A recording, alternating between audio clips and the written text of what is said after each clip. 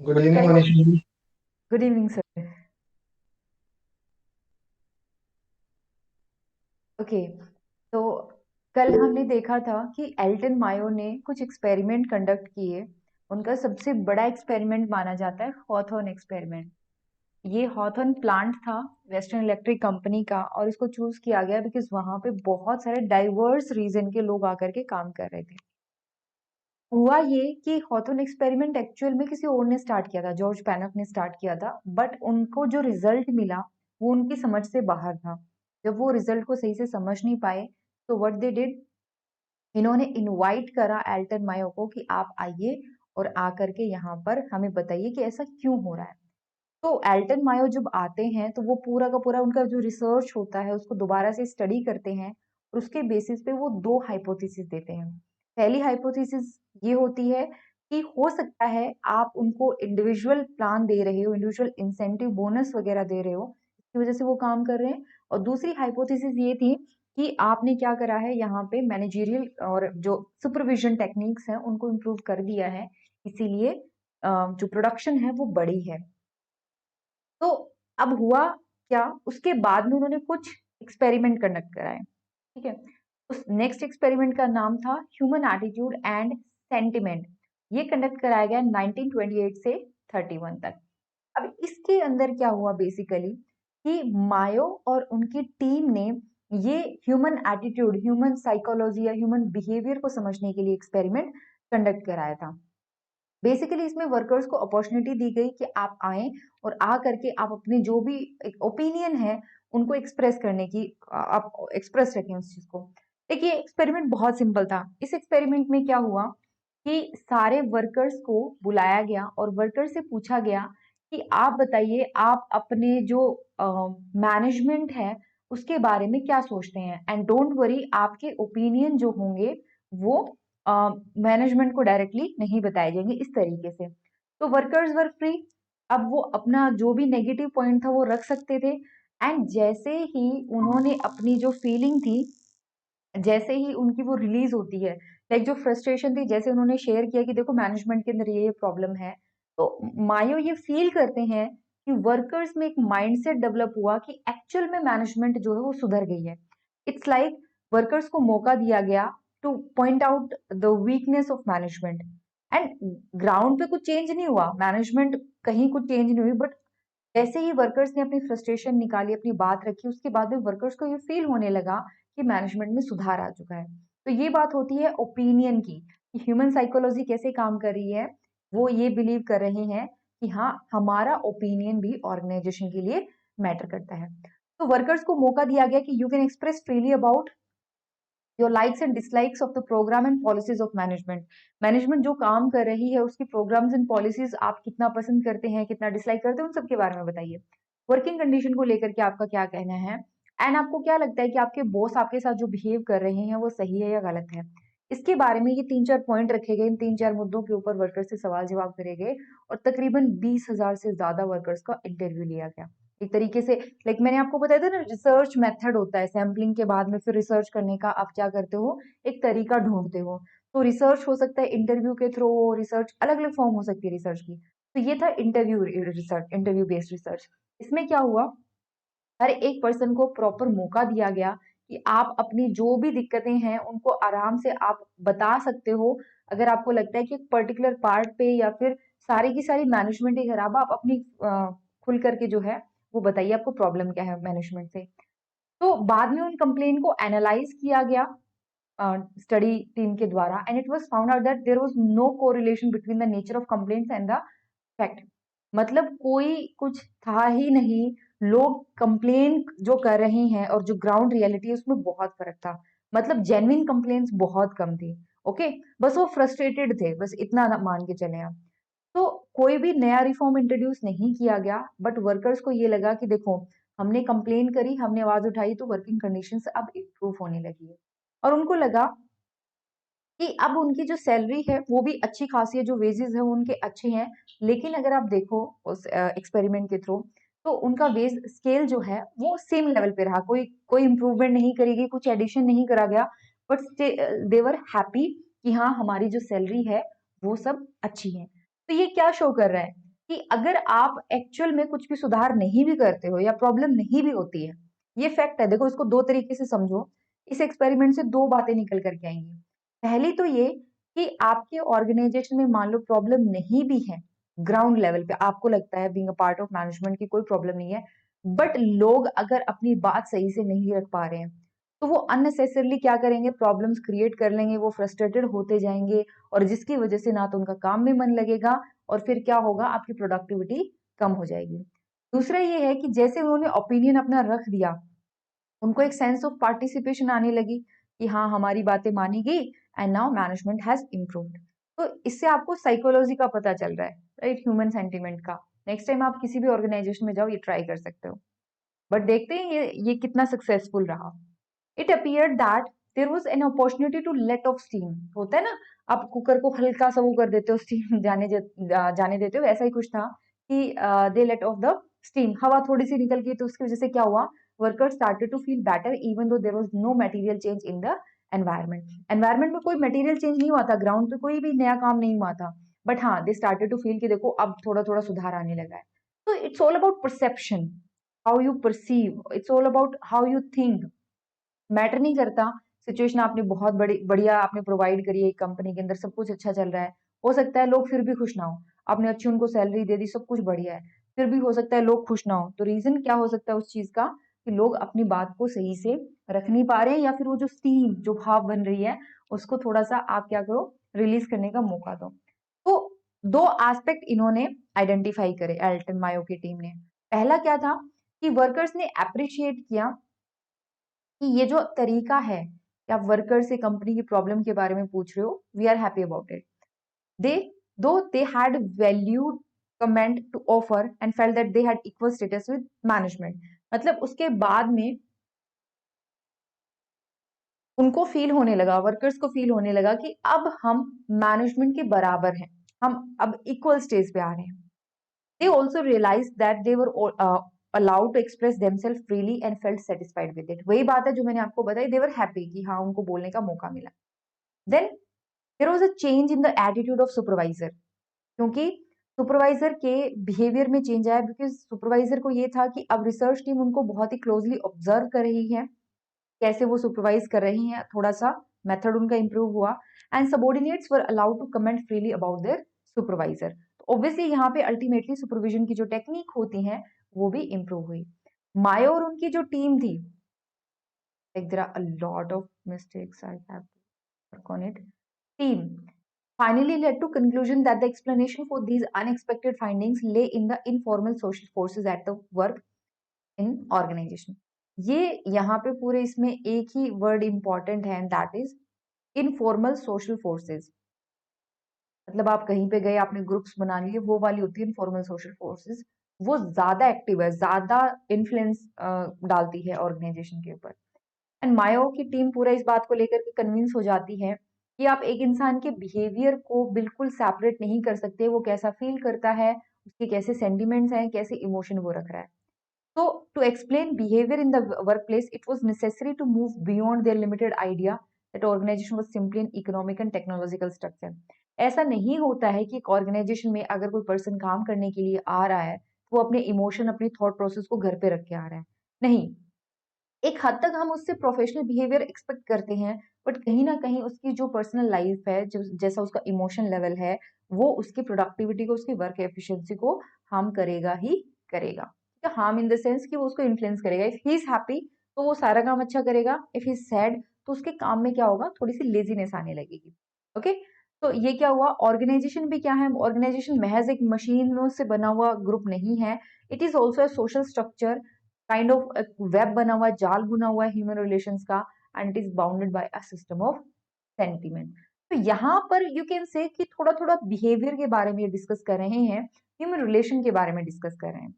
ठीक है, तो इनका जो नेक्स्ट एक्सपेरिमेंट होता है ये इसी एस्पेक्ट को लेकर के है, तो इन्होंने हाइपोथेसिस एक और डेवलप करी है, स्टडी को कंक्लूड करा। नेक्स्ट जो इनका एक्सपेरिमेंट हुआ वो उसी चीज को लेकर के था, वो कहते हैं सोशल ऑर्गेनाइजेशन, या फिर हम कहते हैं बैंक वायरिंग एक्सपेरिमेंट। और ये तकरीबन 1-1.5 साल तक चलता है, 1931 से 1932 तक। And it was the last study undertaken by Elton Mayo, ठीक है, और उनकी टीम के द्वारा। इसमें ये था कि बिल्कुल नेचुरल सेटिंग रखी गई, मतलब कोई कुछ भी वेरिएबल नॉन वेरिएबल फैक्टर को कोई नहीं छेड़ा गया कुछ भी। और it is a detailed study of a social organisation and the operation of intra group forces with in a work group. 3 group find out करे गए, ठीक है, जिनका काम आपस में जुड़ा हुआ था। मतलब एक डिपार्टमेंट कुछ प्रोसेस करके देगा तो सेकंड डिपार्टमेंट में एज इनपुट यूज होगा, इस तरीके से इंटर रिलेटेड डिपार्टमेंट को यूज किया गया। इसीलिए इसको हम कहते हैं bank wiring experiment. In this experiment wages were paid on the basis of group incentive plan. Group incentive में क्या होता है कि आपकी टीम अगर अच्छा करेगी, आप अगर इतना काम करोगे तो हम आपको इंसेंटिवाइज करेंगे, उस तरीके से काम करता है ये। हर एक मेंबर को फायदा हो रहा है, डिपेंड्स कि वो कितना आउटपुट दे रहा है, कितना वो काम कर रहा है, उसके बेसिस पे उसको भी फायदा हो रहा है। It was expected that highly efficient worker would bring pressure on less efficient worker. जैसे आपने एक वो कहावत सुनी होगी ना कि एक ग्रुप में अगर 3 लोग बहुत प्रोडक्टिव है और 3 लोग प्रोडक्टिव नहीं है, जो ज्यादा प्रोडक्टिव हैं वो कम प्रोडक्टिव लोगों के ऊपर प्रेशर बनाएंगे एंड वो उनको ज्यादा काम करने के लिए मजबूर भी करेंगे, इस तरीके से। ओके, तो एक्सपेक्टेड तो यही था, बट ऐसा नहीं हुआ। The result did not come as expected. क्या थे रिजल्ट? पहला, कोई भी प्रोडक्टिविटी नहीं बढ़ी, आउटपुट नहीं बढ़ी। अब हुआ ये कि 5 लोग काम कर रहे थे, राइट, अलग अलग, मान लीजिए, हमें नंबर नहीं पता यहाँ पे, मान लीजिए कुछ लोग काम कर रहे थे यहाँ पे, इसको हम कहते हैं वर्क ग्रुप। अब वर्क ग्रुप ने अपने खुद के स्टैंडर्ड आउटपुट का एक सेट कर लिया कि हम एक दिन में इतना ही काम करेंगे, and it was lower than the management target. जैसे मान लीजिए इस ग्रुप ने टारगेट करा कि ये एक दिन में 20 यूनिट प्रोड्यूस करेंगे, कोई भी XYZ प्रोडक्ट की 20 यूनिट प्रोड्यूस करेंगे, जबकि मैनेजमेंट ने टारगेट सेट कर रखा था कि 30 यूनिट प्रोड्यूस करी जाएंगी। ऑब्वियसली बहुत कम है। ऐसा क्यों हुआ? क्योंकि वर्क ग्रुप ने अपना एक स्टैंडर्ड डेवलप कर लिया, एंड इसको हम कहते हैं उन्होंने अपना खुद का एक वर्क कल्चर डेवलप कर लिया with their own codes, rules and norms. क्या कंक्लूजन निकल करके आया कि हमें, अगर हमें ये लगता है कि हम सब कुछ पहले से डिसाइड करके चलेंगे और हमें कोज एंड इफेक्ट वाला समझ में आ जाएगा, तो बहुत गलत हुआ। आपको ह्यूमन एस्पेक्ट को बिल्कुल भी नेग्लेक्ट नहीं करना चाहिए। फर्स्ट थिंग, यहाँ पर आप ठीक है टेक्निकल एस्पेक्ट पे और इन सब चीजों पे फोकस कर रहे हो, but you should not neglect the human aspect.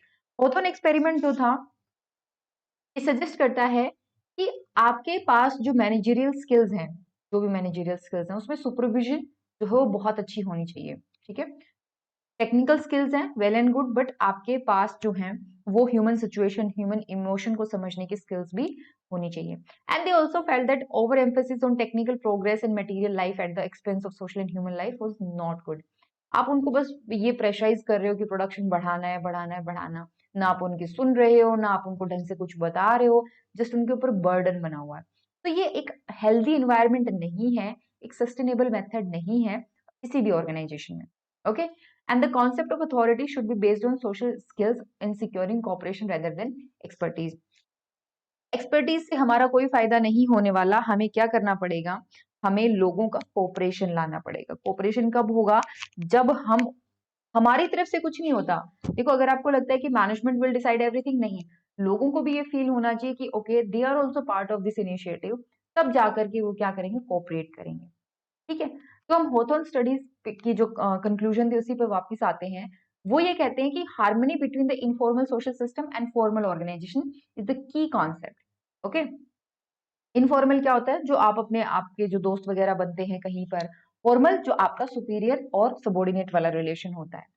एक इक्विलिब्रियम बना रहता है और बनना भी चाहिए, जरूरी है वो इक्विलिब्रियम बनना, और वही ऑर्गेनाइजेशन को सस्टेन भी करता है। क्या लॉजिक दिया गया ऑर्गेनाइजेशन का, ऑर्गेनाइजेशनल बिहेवियर का?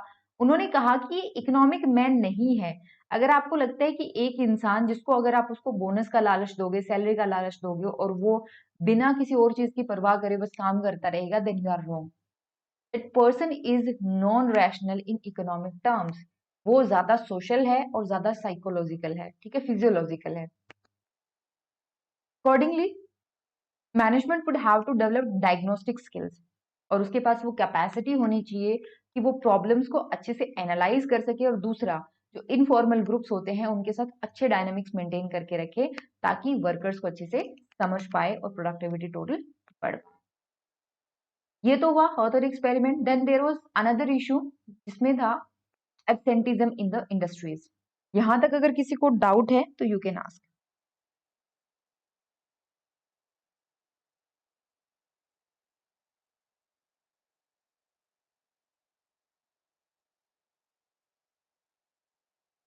ठीक है, नेक्स्ट टॉपिक है absenteeism in the industries.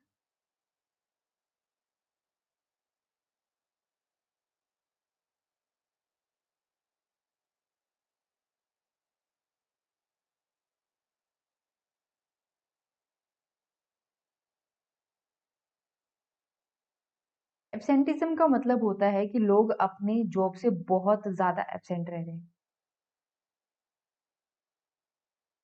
My voice is clear?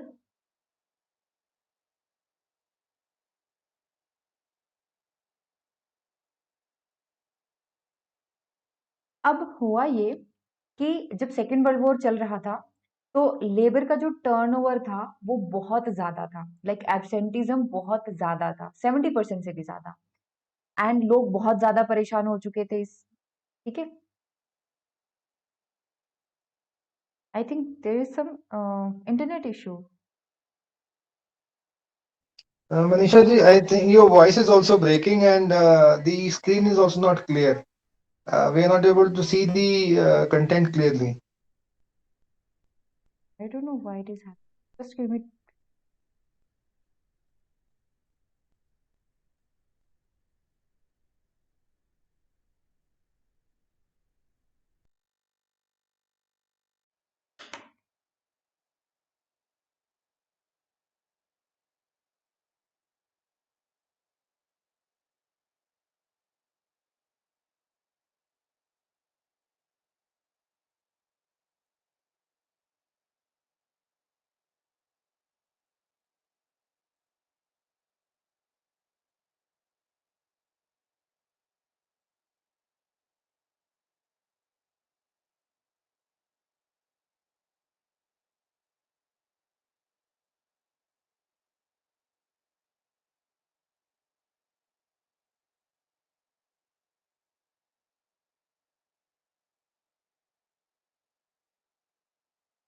अभी भी अगर सेम इशू आ रहा है तो प्लीज बताइए।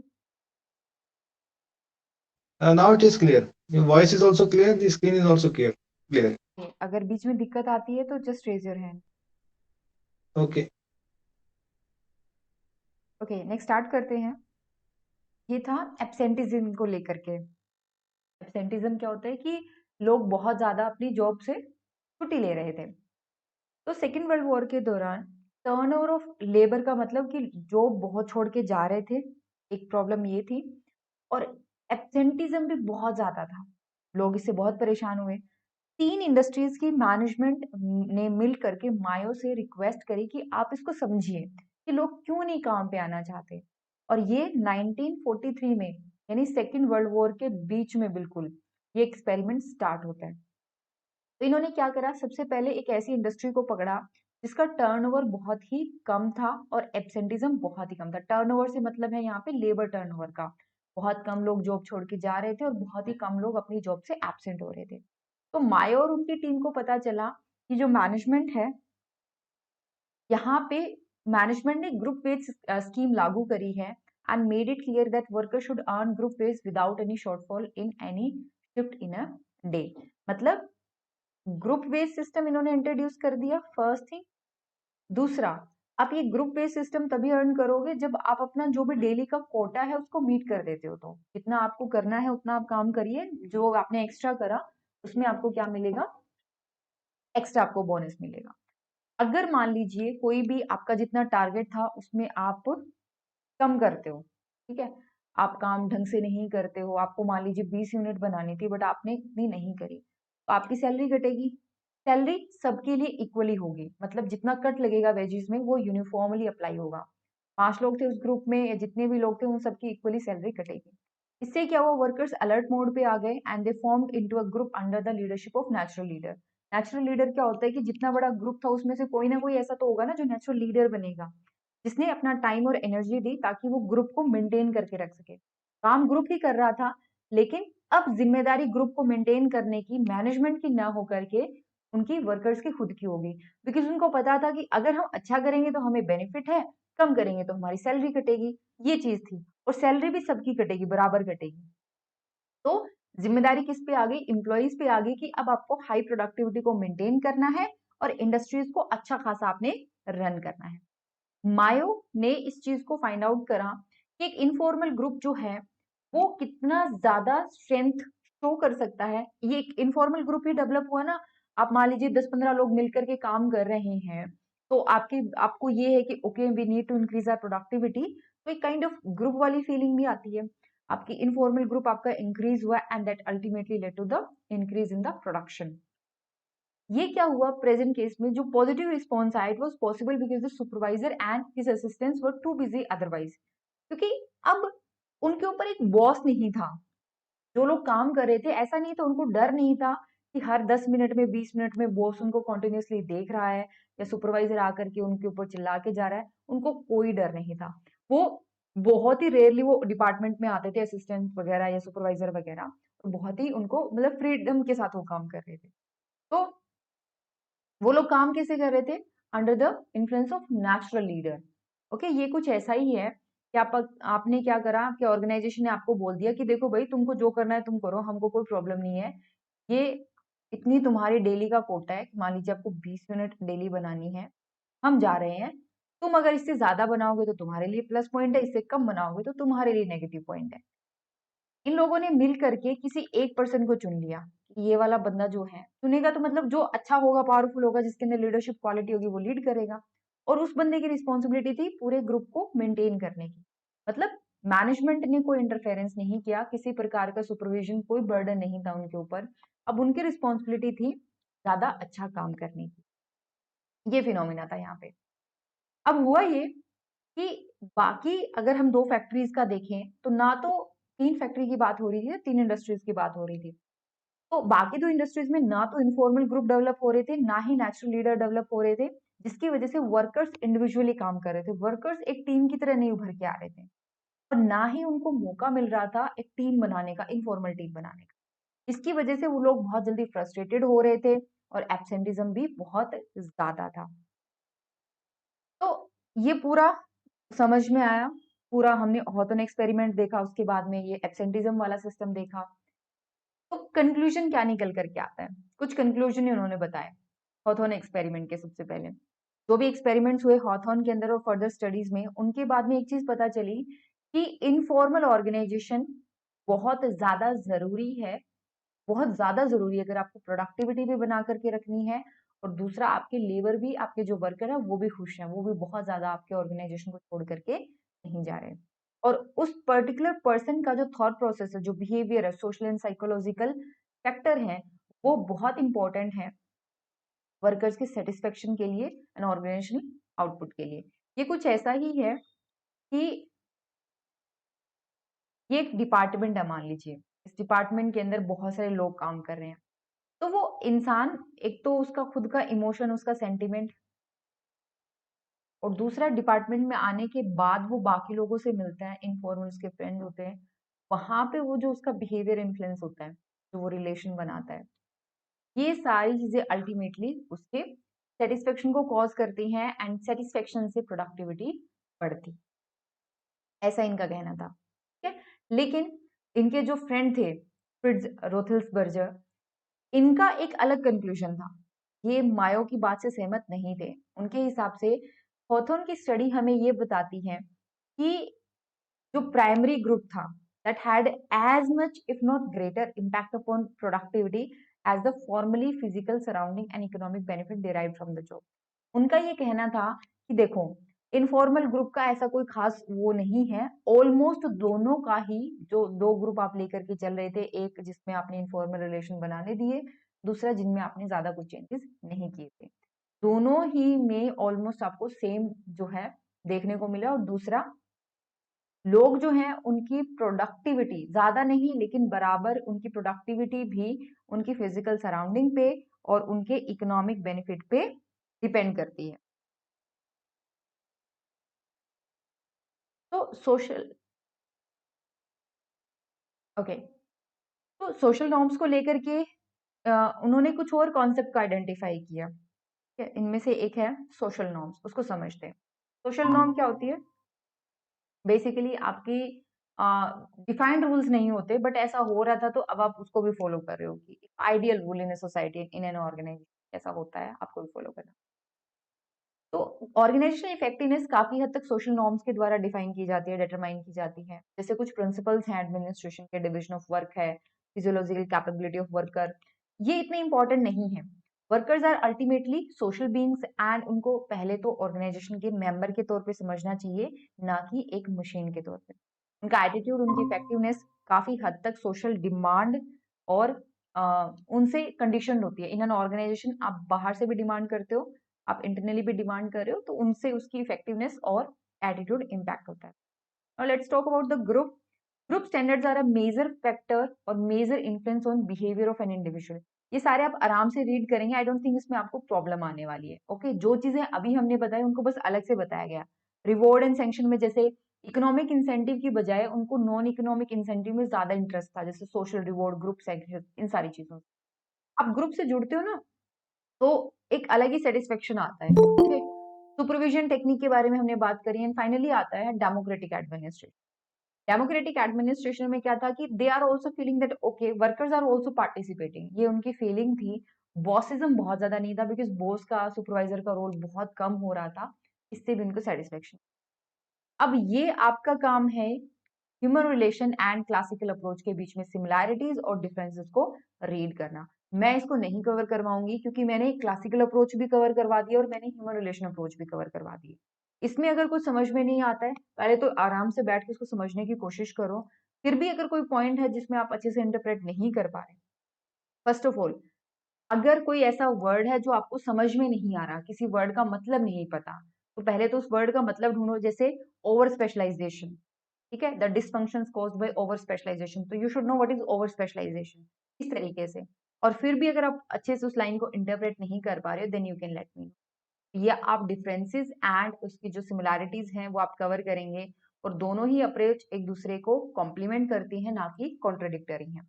मतलब एक जो एक ने कमी रखी थी वो दूसरे ने पूरी कर दी, इस तरीके से। अब एल्टन मायो का ऑब्वियसली बहुत सारा क्रिटिसिज्म भी होता है। पहला तो ये होता है कि हो सकता है उन्होंने मेथड दूसरा अपनाया हो क्लासिकल थिंकर्स की अलावा, बट एम उनका सेम था। वो भी एफिशिएंसी अचीव करना चाहते थे just like the classical thinkers, उनका एम अलग नहीं था। दोनों ही प्रोडक्शन को बढ़ाना चाहते थे। एज सच मेथड थोड़ा अलग रहा, but ultimate aim was the increase the efficiency. और दूसरा, इन्होंने ह्यूमन रिलेशन ओरिएंटेड सुपरविजन को थोड़ा सा सब्स्टिट्यूट किया फॉर यूनियन रिप्रेजेंटेटिव। ये एक इंपॉर्टेंट फैक्टर था। तो कुछ स्कॉलर्स ने मायो को क्रिटिसाइज किया as anti union and pro management. अब आपने क्या कर दिया, एक तो होती है जैसे वर्कर्स की यूनियन होती है, तो वो कलेक्टिव डिमांड कर पाते हैं फ्रॉम द मैनेजमेंट, बार्गेनिंग हो पाती है। अब मायो ने क्या कह दिया कि देखो जी ऐसा कुछ नहीं होता, जो आपके इनफॉर्मल रिलेशन होते हैं ना वही आपको प्रोडक्शन बढ़ाने के लिए मदद करते हैं। मैनेजमेंट अगर अच्छी होगी तो ग्रुप भी अच्छा काम करेगा। तो काइंड ऑफ उनको परसीव किया गया एज एंटी यूनियन। देखो कई बार क्या होता है ना, पहले मैं इसको कंप्लीट कर देती हूँ, कंप्लीट करने में थोड़ा टाइम लगेगा। मैं यहाँ पे एक्सप्लेन कर देती हूँ। जब हम किसी थिंकर की इवेलुएट करते हैं या उसको क्रिटिसाइज करते हैं, तो हम एक चीज भूल जाते हैं कि उस पर्सन ने काफी कुछ लिखा है, और जो क्रिटिक्स हैं उन्होंने भी काफी कुछ पढ़ा है उनके बारे में, तब जाकर के वो क्रिटिसाइज कर पा रहे हैं। हमने उनके बारे में 3 से 4 पेज में जो कुछ दिया था वो पढ़ा है, हमने उनकी बुक्स नहीं पढ़ी, उनका कॉन्टेक्स्ट हमने नहीं समझा प्रॉपरली। मैं 100% कहती हूँ कि हमने 100% आज भी अल्टन मायो के बारे में, उनकी बुक के बारे में नहीं पढ़ा होगा। हमने बस हाइलाइट्स के बारे में जाना है। तो कभी भी अगर मन में ये आए कि ये क्रिटिसिज्म में रिलेट नहीं कर पा रहा या समझ नहीं पा रहा, तो ये चीज हमेशा ध्यान में रखना। हो सकता है उससे रिलेटेड पॉइंट आपके डिस्कशन में ना आया हो और वो आपको पता होना चाहिए। जिसे डैनियल बेल कहते हैं, मायो ने एक काउ सोशियोलॉजी लाने की कोशिश करी, जैसे हर्ड होता है ना, हर्ड, भेड़ चाल जैसी होती है, वैसी वाली सोशियोलॉजी इन्होंने अपनाने की कोशिश करी है। Human like cows are not seen as ends in themselves. जैसे काउज होती है ना, वो एक एक तरीके से एंड नहीं होती, मतलब ह्यूमंस को कुछ अचीव करना है जिसके लिए वो काम कर रहे हैं, कुछ और अचीव करना है जो उनको कहीं और मिलेगा। मैं अपने आप को बेहतर बना रहा हूँ, ये कभी एंड नहीं दिखा ह्यूमन रिलेशन थ्योरी में। और वर्कर्स को खुश रखना है, सेटिस्फाइड रखना है, क्योंकि वो ज्यादा प्रोड्यूस करेंगे, ये ज्यादा फोकस रहा इनका। इन्होंने मैन टू मशीन को एडजस्ट करके सोचा इस तरीके से। इन्होंने फॉर्मल स्ट्रक्चर को कंप्लीटली इग्नोर करा, इनफॉर्मल स्ट्रक्चर पे ज्यादा फोकस किया। पीटर ड्रकर ने भी इनको क्रिटिसाइज किया क्योंकि इकोनॉमिक डायमेंशन को लेकर के ये बहुत ज्यादा अवेयर थे नहीं, ऐसा पीटर ड्रकर का कहना था। और इनकी बातों में कोई साइंटिफिक बेस भी नहीं है, ऐसा भी कुछ थिंकर्स का कहना था, बिकॉज हॉथॉर्न स्टडीज में बहुत ही छोटे ग्रुप की स्टडी हुई है, कंप्लीटली पूरे ऑर्गेनाइजेशन की यहाँ पे स्टडी नहीं हुई है। उनका जो बेस था जिसके ऊपर उन्होंने रिसर्च कंडक्ट करी, उसके बारे में भी बात होती। चलो, क्रिटिसाइज किया सो किया, अब समझते हैं उन्होंने उनकी सिग्निफिकेंस क्या थी, उन्होंने क्या कॉन्ट्रीब्यूट किया। देखो, कितने ही आप उनको क्रिटिसाइज कर लो, अल्टीमेटली मायो की जो ह्यूमन रिलेशन थ्योरी थी, ये एडमिनिस्ट्रेटिव साइंस में, एडमिनिस्ट्रेटिव थ्योरी में एक मेजर टर्निंग पॉइंट रहा। बेट्राम ग्रोस इनको एक्सप्लेन करते हुए कहते हैं कि मायो ने एक अटेम्प्ट करा to understand the problem of worker from an different angle, अलग एंगल से उन्होंने समझा, और उन्होंने ऑर्गेनाइजेशनल थ्योरी को डेवलप करने में काफी हेल्प करी, और काफी जो थ्योरी थी वो प्रीवियस थ्योरी से बिल्कुल अलग थी। और दूसरा, हम इनके जो मॉडल था उससे ज्यादा रिलेट कर पाते हैं, उनका मॉडल काफी रियलिस्टिक हमें फील होता है। एक और उनकी फाइंडिंग थी प्रॉपर मैनेजमेंट वर्कर कम्युनिकेशन की, जैसे हमने बात करी थी ना, एक आपने ओपिनियन रखा, वर्कर्स ने अपनी मैनेजमेंट के बारे में बताया, and then they started to feel very satisfied, उनको दे स्टार्टेड टू फील कि मैनेजमेंट इज आल्सो इंप्रूविंग। तो एक एक कम्युनिकेशन होना चाहिए बिटवीन मैनेजमेंट एंड वर्कर, खास करके जो बिल्कुल लोअर स्टेटा में आते हैं ऑर्गेनाइजेशन के, और हायर स्टेटा वाले उनके बीच में, राइट, एक गैप होना चाहिए, कम्युनिकेशन गैप नहीं होना चाहिए, गैप इन द सेंस एक डिस्कशन क्लब टाइप में कुछ हो। Human relation approach has great impact on business administration, और बाद में पब्लिक एडमिनिस्ट्रेशन पे भी इनका काफी इन्फ्लुएंस रहा। It is regarded as one of the major development in American thoughts in American administration 1900 से 1939 के बीच में, and it is considered as a major turning point in history of administrative theory. ये कुछ क्वेश्चंस हैं, आप practice कर सकते हैं, and from tomorrow onward we are going to read about the UPSC's favourite thinker, that is Chester Barnard. And Chester Barnard was the person जिसने पूरे administration की नींव हिला दी थी। तो अभी तक आ रहे हैं ना classical thinkers, human relation approach, इन्होंने जो कुछ बिल्ड करा, जो कुछ बिल्ड करा, इस पर्सन ने अपनी राइटिंग से सब कुछ खत्म कर दिया। यही वो पर्सन थे जिसकी वजह से क्राइसिस ऑफ आइडेंटिटी आता है, वही वो पर्सन थे जिनको जो चैलेंज करते हैं इनकी थ्योरी को, राइट। और यहाँ से शुरुआत होती है, और अल्टीमेटली फिर पब्लिक एडमिनिस्ट्रेशन को अपना पुराना जो हुलिया था वो बदलना पड़ता है। चेस्टर बर्नार्ड के बारे में पढ़ेंगे, उनके सिस्टम थ्योरी के बारे में पढ़ेंगे, और भी बहुत सारी चीजें हैं, कल डिस्कस करेंगे। अब आप ये बता दीजिए, आपको कोई डाउट हो तो।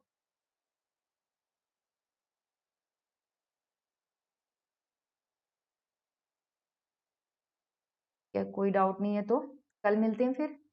कोई हो तो आप डायरेक्टली मुझे कॉल कर सकते हैं, वैसे भी बता सकते हो आप टेलीग्राम पे। तो ये फिर good night and take care. Thank you Manisha ji. Thank you sir.